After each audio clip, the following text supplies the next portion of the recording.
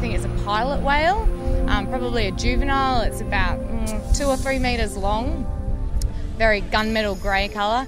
We got it out of the mangroves and walked it around the edge of Pretty Pool, and then also swam it across Pretty Pool.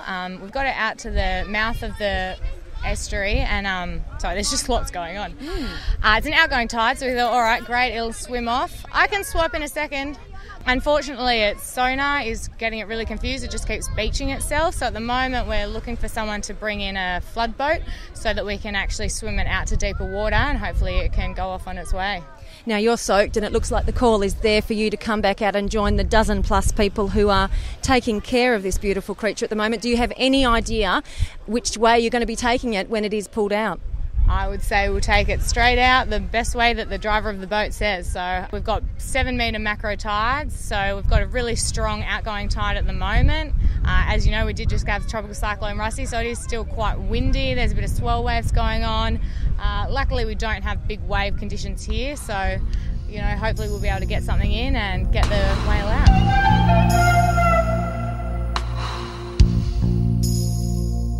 I'm with Megan Smith here at Pretty Pool. This is possibly the 4th time that this pilot whale has been shunted out by some very, very energetic, we've got about 15 people out there trying to help this whale out to sea, but it keeps beaching itself. Now, Megan, tell us, you were the first person sort of on the scene after it was initially found this morning. I drove past about an hour and a half ago with the kids to see if the tide had come right up, and a couple of blokes were taking photos of something black flashing around in the mangroves, and I went closer and it was a little pilot whale. So I went and got some rope and towels and a bucket and got some help, and everyone's helped since swim it up as far as it is now. And what distance are we looking at so far you've brought it?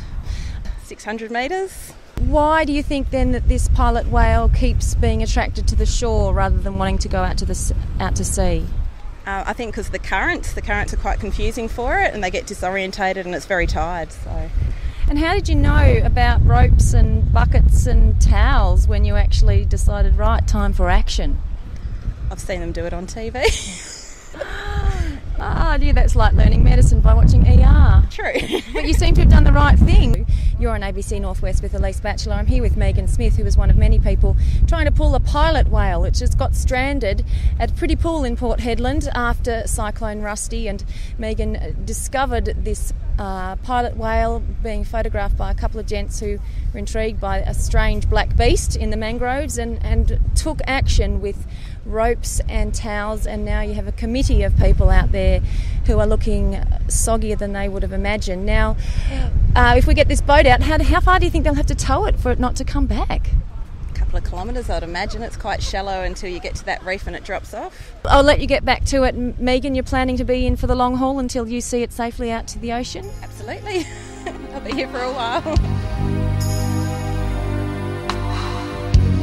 Currently with Megan and Chelsea, 2 ladies who have been out diligent to the cause of trying to get a pilot whale out of the shoreline of Pretty Pool in the tidal inlet back out to the ocean. So Megan, what's happening now? There's a group of about a dozen people that have just floated the whale out with a little dinghy. We've used a couple of bath sheets and bed sheets to help strap it to the side to make a makeshift harness.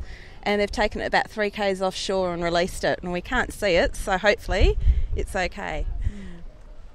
Chelsea, a bit of an arduous process to hold on to a whale and help it out of mangroves? Yeah, coming around the limestone rocks was pretty challenging, trying to keep his fins and things off the stone. Lots of squats, so that's been fairly trying, but once we got into the deeper water and past the current, it was all right. What are our hopes then for this whale? What do we imagine in a best case scenario it's about to do? Find his family and, I don't know, head south. Megan, what are your hopes for this whale? I hope it stays out in deeper water. It looks pretty tired. I don't know if it's sick or injured, but it swam straight into the mangroves this morning and got stuck in the mangroves and then couldn't find its way out. So it's pretty tired after 2.5 hours. We hope it will be okay.